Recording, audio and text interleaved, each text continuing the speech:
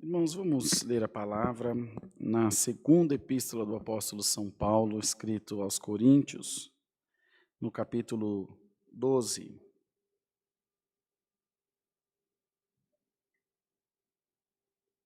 Segundo aos Coríntios, pode pôr 2 Coríntios, cap 12. Já fica bom demais. Chegou uma turma aqui. Até um homem já vai pondo terno para você orar a última oração já, Marquinho. Já tá, Brunão? O Bruno tá vendo como é que escreve Coríntios lá no Google.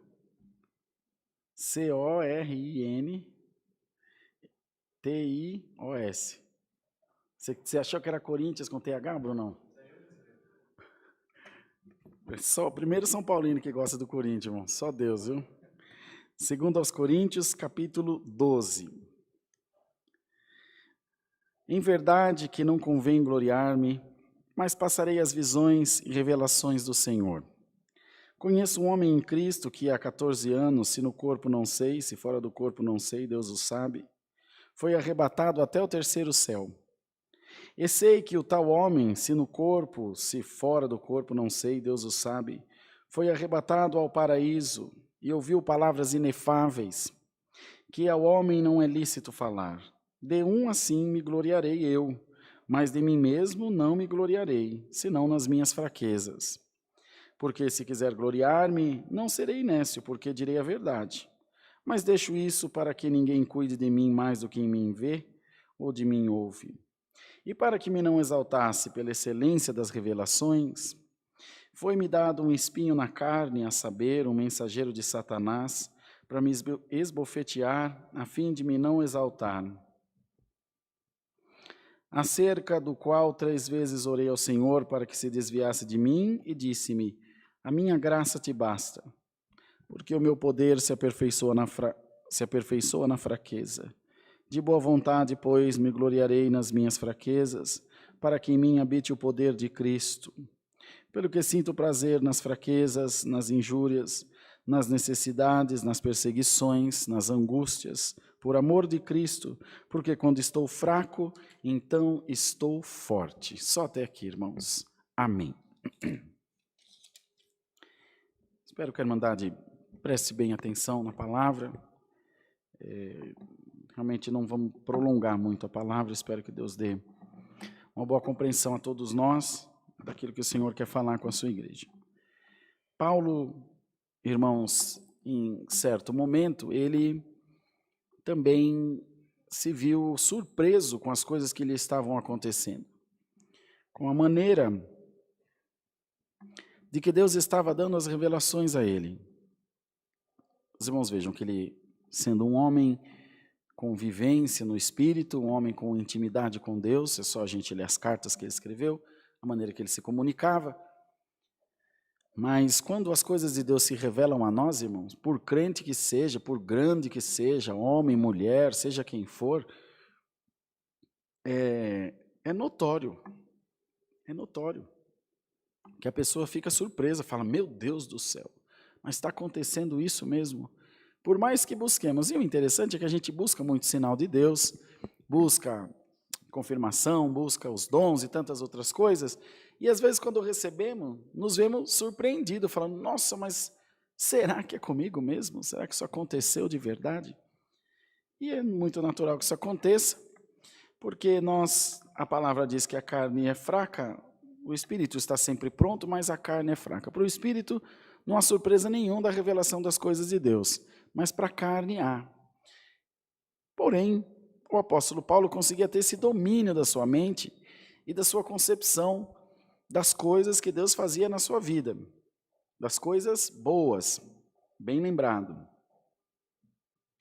Já das coisas ruins, ele se viu tão vulnerável quanto qualquer um de nós, como qualquer homem que, passando por uma contrariedade, se viria também em aborrecimento, em tristeza, em alguma contradição. E nessas revelações maravilhosas que Deus o dava, se os irmãos forem ver, a gente não acha mais nas cartas do apóstolo São Paulo, ele falando muito de revelação. Ele era um homem muito prático, da vida prática. Ele tinha a inspiração de Deus mas revelações proféticas, com previsões do futuro, a gente não ouve falar. A ele era dada a palavra da ciência, aquela palavra que pelo convencimento, pelo esclarecimento, pelo ensino, trazia a conversão e a mudança e todos os outros atributos que vêm que culminam, que terminam, então que formam a salvação. Mas nesse caso não. Ele também se viu surpreso, irmãos, pela excelência das revelações. Mas todas as cartas do apóstolo São Paulo foram excelentes. Eu não vejo nenhuma delas para dizer essa aqui é menos boa, é mais ruinzinha. Não, todas eram muito boas, porque eram com embasamento na vivência da sua vida cotidiana, evidentemente, muito mais do que isso das suas impressões de homem embasadas na palavra, porque a nossa impressão de homem, a nossa percepção de vida, ela deve ser descartada. O que vale é o que está na palavra. O que eu acho é o que eu acho. O que vale é a palavra, que é a verdade e a vida. E ele se disse, me vi surpreso pela excelência das revelações. E ele compreendeu que elas eram tão excelentes que ele passaria a se envaidecer. Isso, irmão, irmã, é uma grandeza que deve estar no nosso coração. Compreender a nossa fragilidade, de que em algum momento nós poderemos sair do prumo, por uma prova em demasia e por uma bênção grande também. Muitos pela prova desistem de Cristo e muitos pela bênção desistem de Cristo. O pela prova porque não suporta o peso dela e o pela bênção porque fica deslumbrado com ela e esquece do Senhor. Acha que não vai precisar mais e vai viver a sua vida e sofre.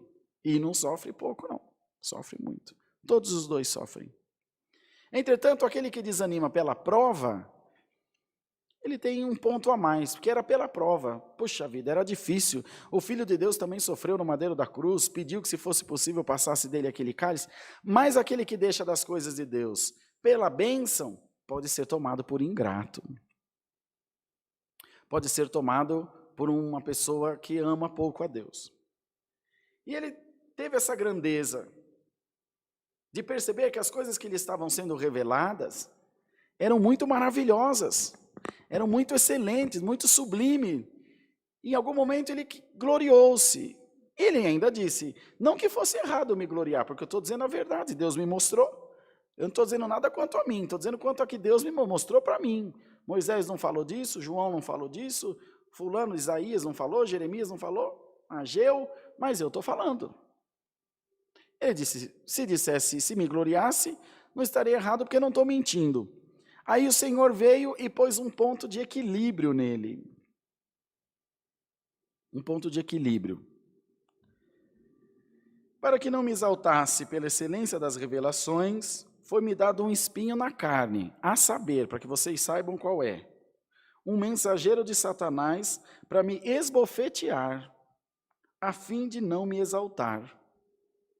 Não é estapear, isso é estapear. Isso aqui é esbofetear. Tapa na cara. Quer coisa pior do que dar na cara de um homem, irmão? Coisa pior do que um homem apanhar. Dá um murro, mas não dê um tapa na cara de um homem. Para não me exaltar pela excelência das revelações. E ele falou, não estou gostando. Eu gostei da revelação, mas não estou gostando dos bofetes, não. Acerca do qual 3 vezes orei ao Senhor para que se desviasse de mim. E o Senhor vai e me diz, a minha graça te basta, glória a Deus nas alturas, porque o meu poder se aperfeiçoa na fraqueza. Então, irmão, isso quer dizer que as nossas fraquezas, querendo ou não, também nos conduzem a Deus, desde que a nossa fraqueza não tome a nossa consciência. A nossa fraqueza não tomada, não tida com intransigência, ela nos vai conduzir à busca do aperfeiçoamento. Já a fraqueza, com intransigência, com dureza de coração, com coração endurecido, e com essa tal intransigência, que aquele eu não abro mão, eu não deixo, é comigo, eu que mando, ela vai conduzir à morte. A morte espiritual, a morte da carne, e a morte dos sonhos e todo o sentido que a Irmandade puder imaginar. E essa noite Deus está mandando a palavra para fazer uma pergunta muito clara, muito óbvia. Uma pergunta muito simples, que responderá todas as tuas questões. Hoje Deus te responde a tua pergunta com outra pergunta. Simples de tudo. A minha graça te basta? Se a minha graça te basta, não te falta nada. Se não te falta nada, você está reclamando do quê? Glória ao nome do Senhor. Se a graça de Deus me basta, eu estou desempregado, mas glória a Deus. Se a graça de Deus me basta, eu estou passando por enfermidade, mas glória a Deus, Senhor. Eu não vou deixar de me queixar, mas acima de me queixar, eu vou continuar te louvando. Se eu estou enfraquecido por alguma coisa e eu tenho consciência disso, eu vou clamar a Deus para que me fortaleça. Eu vou pedir a Deus para que ministre ao meu coração, para que eu consiga suplantar essa fraqueza, que eu consiga sair desse embaraço. Amados irmãos, que nessa noite a palavra de Deus ache o nosso coração aberto para reconhecer os nossos limites, como eu acabei de fazer aqui com a Irmandade, dando os anúncios. Olha, irmão, essa semana outro servo de Deus vai atender o culto, estou muito cansado. E não adianta a gente querer abraçar o mundo com as pernas e com os braços, judia da Irmandade, judia da obra e não produz fruto para Deus. Então você tem que conhecer, você tem que reconhecer a sua dependência de Deus, inserir o Senhor nos seus planos, sejam eles quais forem, mas esse plano aqui, irmão, não dá para inserir Deus. Se não dá para inserir, ele não é bom, abre mão. Ou você abre mão de Deus ou abre mão do mal. Um pé em cada canoa não dá, não vai dar certo. Então que a graça maravilhosa de Deus venha nos bastar através dessa palavra. Que a graça de Deus seja o suficiente para a tua vida ser regrada de paz e de alegria. E se você buscar o reino do céu e a sua justiça, todas as demais coisas te serão acrescentadas. Se você buscar o reino do céu com o coração aberto, com o coração sincero, todas as coisas te serão acrescentadas. Porém, se você buscar com espírito dúbio, se você buscar com variação da tua fé, se deixando levar pelas coisas dessa vida, vai ficar bem difícil de você alcançar aquilo que você precisa. Mas que nós entreguemos essa noite o nosso coração a Deus, que nós entreguemos por essa palavra o coração ao Senhor, e venhamos dizer: Senhor, seja feita a tua vontade na minha vida, assim na terra como no céu. O fato de eu te servir, Senhor, não me dá o direito de escolher o que eu quero da maneira que eu quero. Eu te sirvo por amor, eu não te sirvo por interesse. Ou não, ou é por interesse. Nada que você faça vai pagar o amor de Deus. Nada que eu faça vai nos pagar a nossa entrada no céu. Nada, nenhum dízimo, nenhum sacrifício, nada, absolutamente nada, paga o amor de Cristo no madeiro da cruz pela nossa alma. Então não ache você que está fazendo alguma coisa para Deus e que Deus te retribuirá porque gentileza gera gentileza, não vai funcionar. É amor, é misericórdia de Deus na tua vida. E como o apóstolo Paulo foi feliz, irmãos, ao deparar-se com essa situação, com essa variação do seu próprio caráter. Depois, se os irmãos olharem mais à frente, os irmãos vão ver o desinteresse de Paulo. Fui nessa engloriar-me, vós me constrangestes, porque eu deveria ter louvado por vós, visto que em nada fui inferior aos mais excelentes apóstolos, ainda que nada sou. Então, ele disse: fui nécio, eu fui imprudente, eu fui menino, eu fui imaturo, naquele momento que eu quis gloriar-me. Mas quando ele teve a concepção disso? Entre um bofete e outro, entre uma esbofeteada e outra, ele foi aprendendo. Então, se não tivesse aquele mensageiro de Satanás a esbofeteá-lo, ele não teria tido consciência disso. Ele não teria tido, irmãos, essa compreensão de que ele estava descambando por um caminho ruim, que ele estava se desviando. Que nós coloquemos, irmãos, essa noite, os nossos corações na presença de Deus, através da palavra do Senhor, e possamos pedir a Deus que ilumine o nosso coração, para que as coisas estranhas dessa vida, para que essas influências malignas não venham desviar a nossa fé. e que nós façamos, às vezes, por imprudência, por falta de observância à palavra, a palavra de Deus tornar-se em confusão no meio da igreja. Deus falou e não cumpriu, Deus disse que ia fazer e não fez, eu estava guiado pela palavra. Então, você não erra, Deus erra.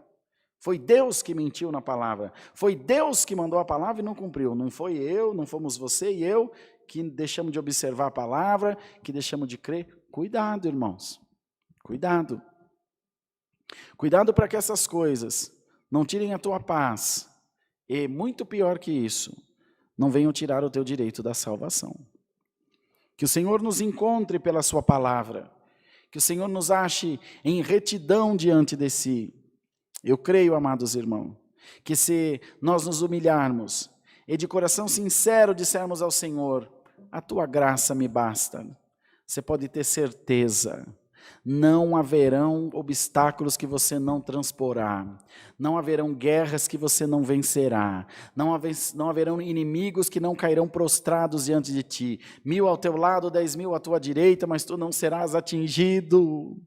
Glória ao nome do Senhor. Então crê na palavra de Deus, olha para você, e se a vida está te dando sinais de que as coisas não estão indo bem, alinha-te com a palavra, alinha-te com a diretriz da palavra, e continua os teus caminhos, fazendo as coisas que agradam a Deus, não que agradam a tua carne, não que agradam a tua vontade, que agradam a Deus. Você serve a Deus ou Deus que serve a você? Cuidado, irmãos. Então que lembremos-nos dessas palavras.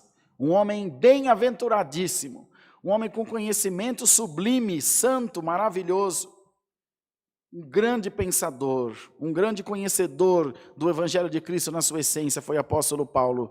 E mesmo sendo um grande homem, também teve os seus momentos de fraqueza, ao passo de reconhecer, o Senhor dizia, a força se aperfeiçoa na fraqueza. A minha força se aperfeiçoa na tua fraqueza. Por bonito que você seja, por forte que você seja, por rico que você seja, você ainda precisa de Deus. Não se esqueça disso. O dia que o teu desejo for maior do que o teu Deus, você não precisa de Deus. Segue o teu caminho sozinho. E nós vamos ver onde você vai chegar. Então que a palavra entre no coração. Por dura que ela pareça ser, não é. É uma palavra de amor.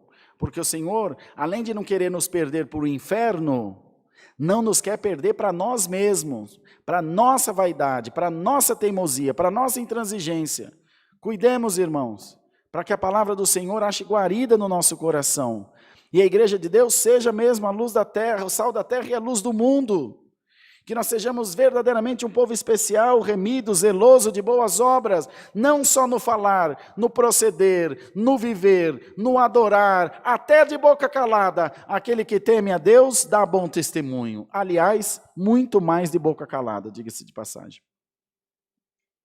Então que a palavra ache guarida nos nossos corações e nós possamos com isso também dar frutos para a glória do nosso Deus. Deus seja louvado. Amém.